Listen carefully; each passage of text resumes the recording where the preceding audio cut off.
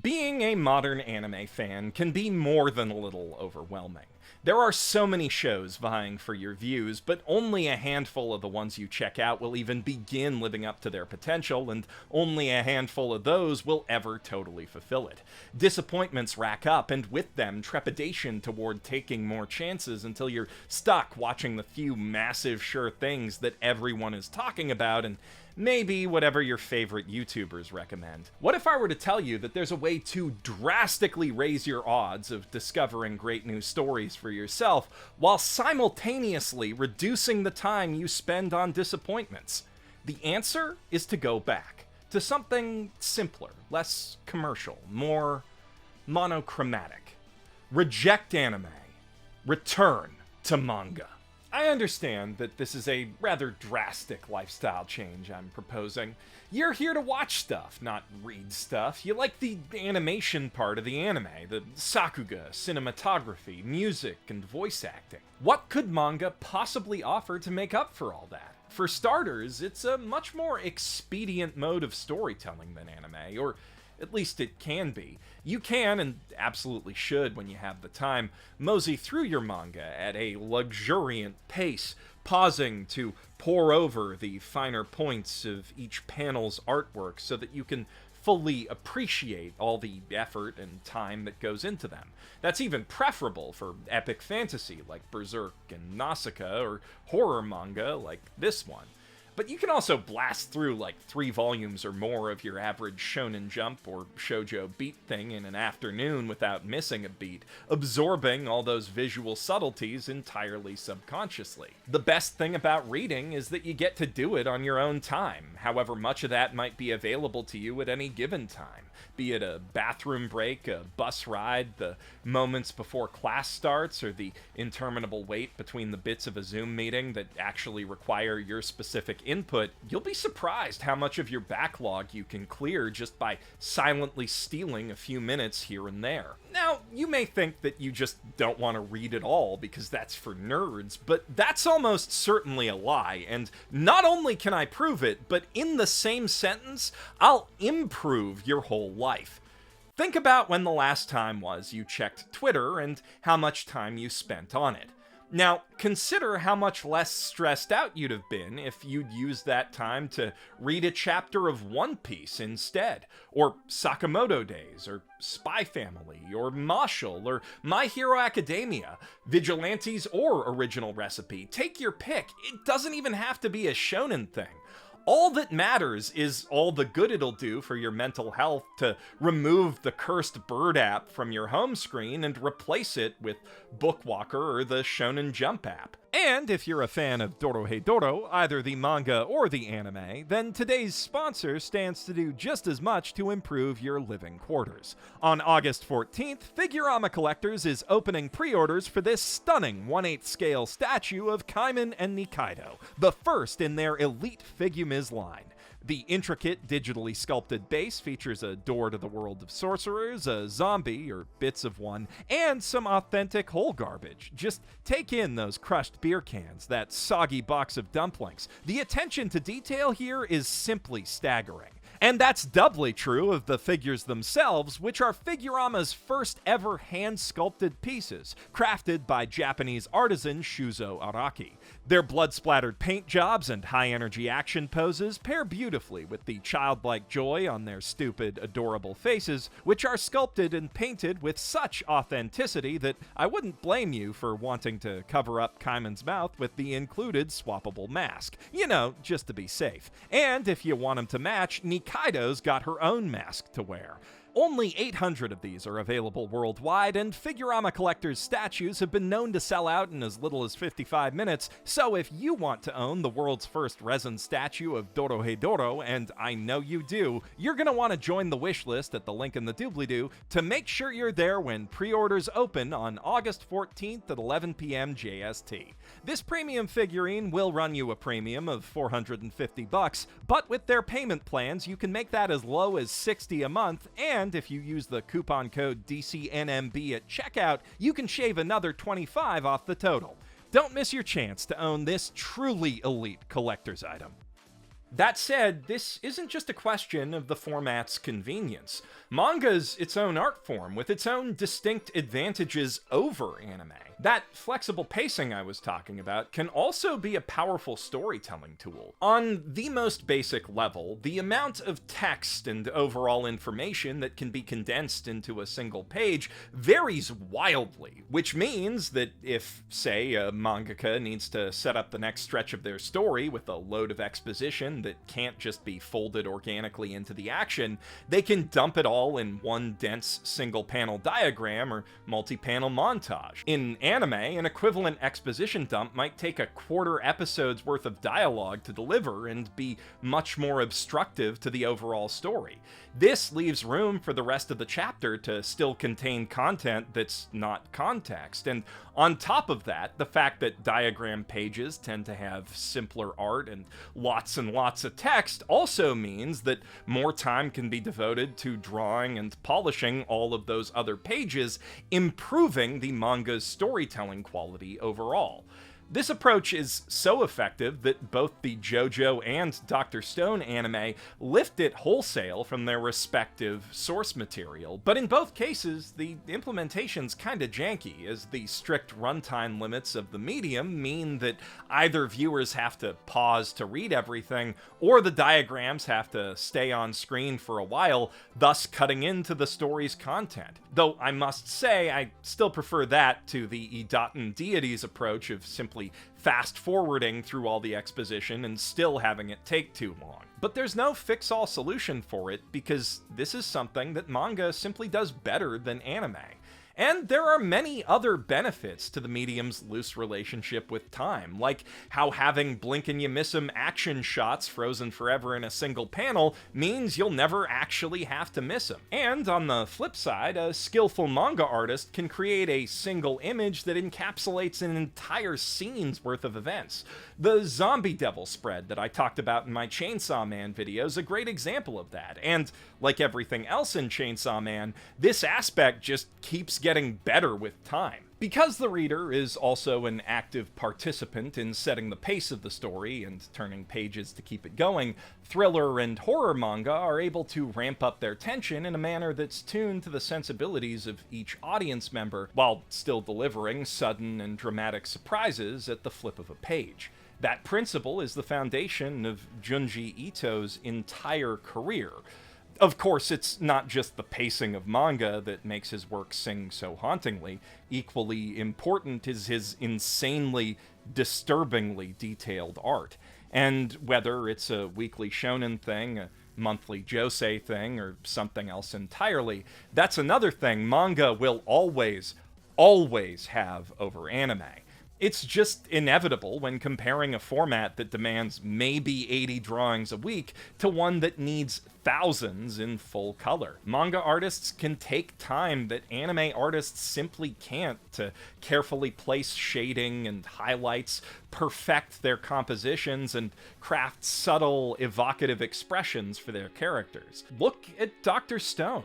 The difference between the flat, stiff anime and the depth and detail of Boichi's digital manga art is like night and day. I can say the same for One Piece, and already have, at great length, and even for Black Clover. The fact that you can't hear Asta while you're reading it is honestly just icing on the cake. Yuki Tabata's character illustrations are striking, dynamic, and endlessly fun to look at, while the cross-hatched illustrative style in which the world around them is rendered lends it a distinct dark fantasy texture reminiscent of his biggest inspiration, Berserk.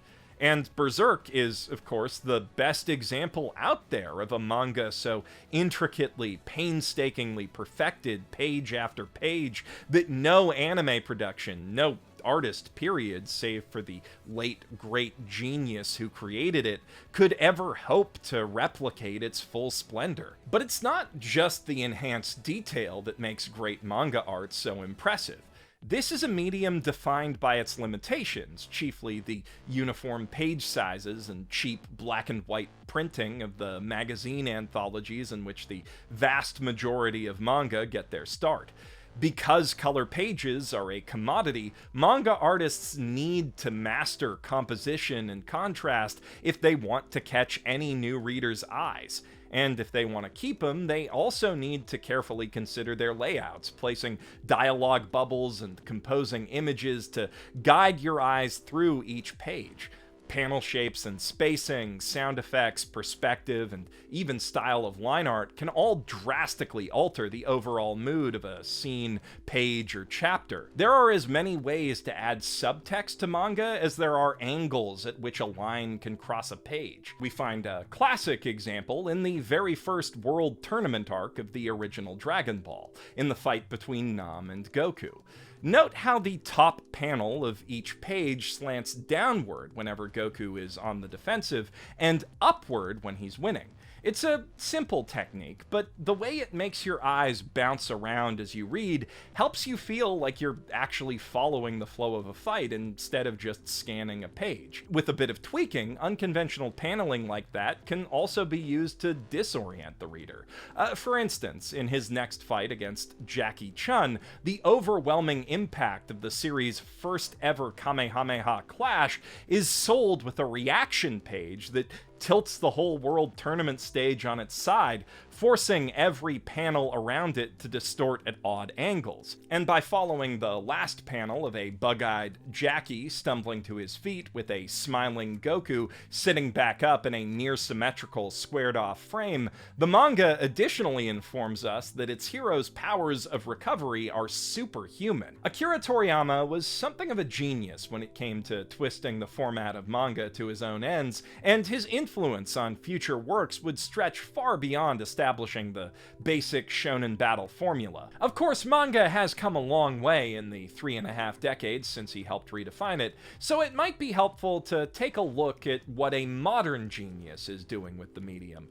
More specifically, a look back at the transcendent feature-length one-shot manga of that name that Tatsuki Fujimoto apparently spent the year since Chainsaw Man wrapped perfecting. The storytelling starts as soon as you see the cover page, a shot of the heroine Fujino's room, which will be used as a recurring motif throughout the manga, marking the passage of time and her growth as an artist. As the story proper begins, we follow sheets of paper down the page, flowing through a vertical panel that's framed at an unconventional top-down angle. Each panel that shoots off from it to the left shows how the kids in that row of desks react to the paper, efficiently establishing the layout of the scene as the story is already in motion.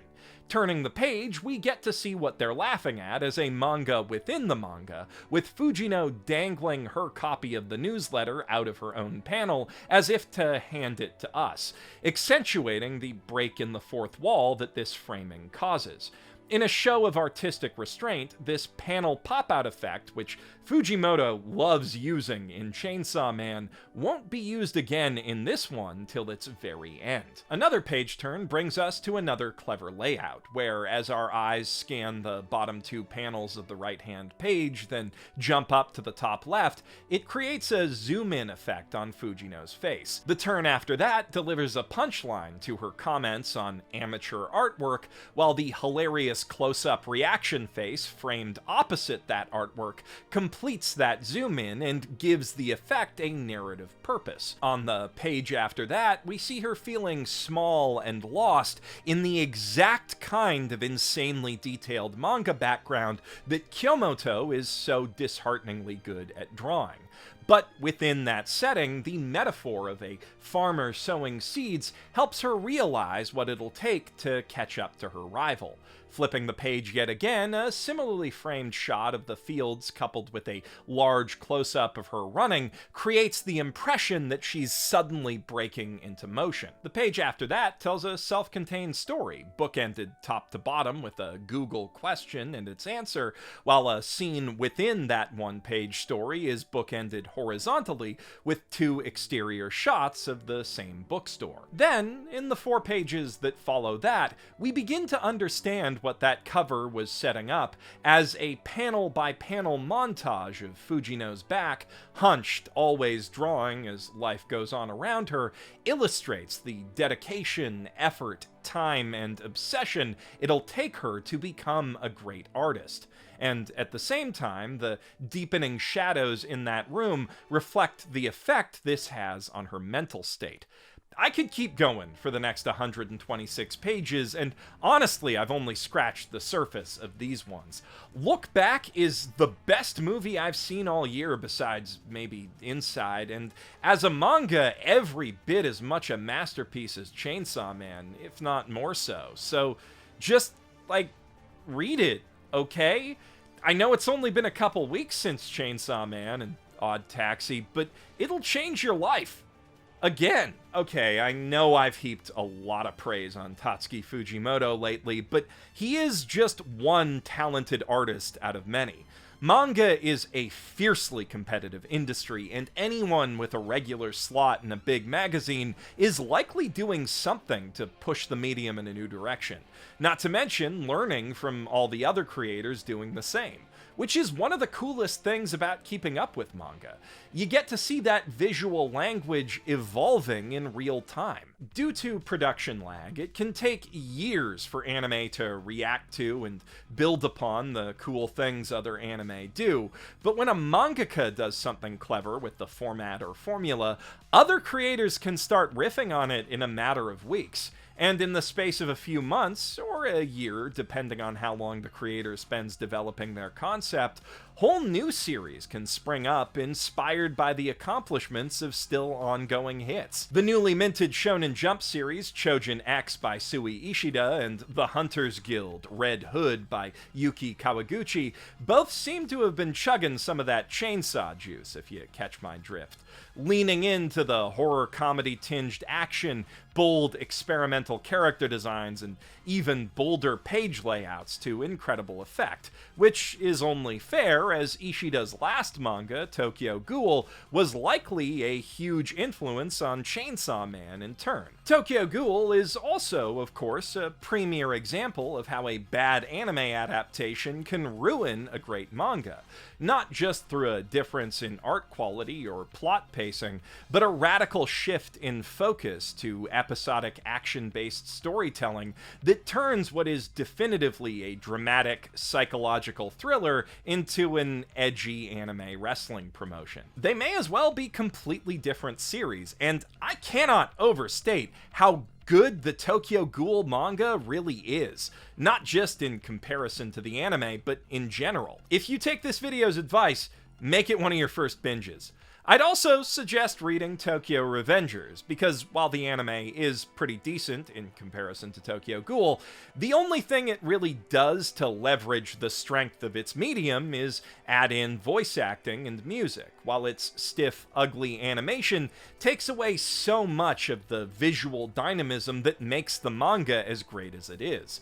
And sadly, that sentence describes the vast majority of manga to anime adaptations, from Actually I Am to Zatch Bell. It's just the reality of an industry that makes too many shows too fast for marketing purposes first and foremost, that sometimes there just won't be time for the animators to do much with the source material beyond copy-pasting manga panels from a vertical page to a widescreen storyboard and reducing dialogue to boring shot-reverse shot loops. Sometimes that'll just be an episode or two in an otherwise good show like Attack on Titan. Others it'll be the whole season, or a whole series from start to finish. But you don't have to waste your time with that stuff.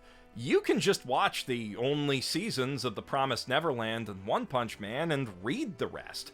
Or read ahead in My Hero Academia and One Piece and then skip to the parts of the anime where the animators could actually give it their all, and the beach episodes. The way I've come to see it, if an anime or part of an anime isn't taking advantage of the fact that it's an anime, then there's no point in watching it over reading the all-killer, no-filler original. and that attitude has saved me a lot of time that I'm then able to spend watching more all-killer, no-filler anime. Some adaptations, Jujutsu Kaisen, Mob Psycho 100, K-On!, Akira, Nausicaa, One Punch Man, Ping Pong, Devilman Crybaby, Horimiya, Kaguya-sama Love is War, Beastars, and Kageki Shoujo spring to mind off the top of my head. Tear down the framework, the original work built for its original medium, and then use its parts to build something new that works as effectively an original anime. Reimagined from the ground up, with every story beat rethought in terms of cinematography, not page composition. And many of these anime are among the absolute best out there, so I can absolutely understand not wanting to risk spoiling yourself on those when they do come around. But here's the thing. If an anime adaptation of a manga is like that, then reading the manga won't ruin your experience of it, because it's its own thing, something as worth watching as the manga is reading on its own merits, which will not be the same merits as the manga. You can and should do both for all of the things I just mentioned, especially Nausicaa. The movie's good, but the manga's an epic fantasy work on a whole other scale of world building. And it's all drawn by Miyazaki himself. It's absolutely breathtaking. Now, a rare few anime adaptations are actually just straight up better than the manga they're based on. Togashi's overwork-induced health woes and stress resulted in a pretty lackluster ending for the original Yu Yu Hakusho manga, for instance, while the anime both improves the art and rewrites the conclusion of its final arc to be more fleshed out and satisfying. And plenty of manga to anime conversions about music, given Beck, Your Lie in April, K-On!, and so on, are naturally enhanced by the addition of actual music in a way that their original renditions simply can't replicate. But these cases are rare. Most of the time, if you like an anime, it's probably worth checking out the thing it's based on. If it's not just as good, it'll probably be significantly better. And that is really the point that I'm trying to drive home with this video. Not that you should actually reject anime. I love anime. Also, I've made a lot of videos about anime that I'd very much like for people to keep watching. Please. But we need to break the mindset that sees anime as the default de facto version of any story that gets translated into the medium. Because if you don't read manga at all, you'll miss a chance to experience some of your favorite anime all over again, often even better. And if you always put anime first, then you're gonna spend years missing out on some of the best visual stories being told today. But if you actually start trying to discover new manga, I promise you're going to find a wealth of wonders, cult classics, and hidden masterpieces well beyond anything that anime alone could have shown you. It's basically passion projects all the way down, crafted by artists who've been pushing themselves, each other, and the medium itself to and past their limits for decades now. With this video, I have barely scratched the surface. I stayed focused mostly on shonen stuff because it's what I've been binging lately and it's what most of you seem to be familiar with, but there are just as many masterworks in the shoujo, seinen, and josei spheres and beyond them. Even in genres animes conditioned us to dismiss out of hand, like card game commercials and harem comedies, you'll find absolute gold. You have no idea how much great manga is out there. Shit, I barely have an idea. But with the likes of Bookwalker and the Shonen Jump app putting more and more manga in your pocket every day, it's never been easier to start finding out.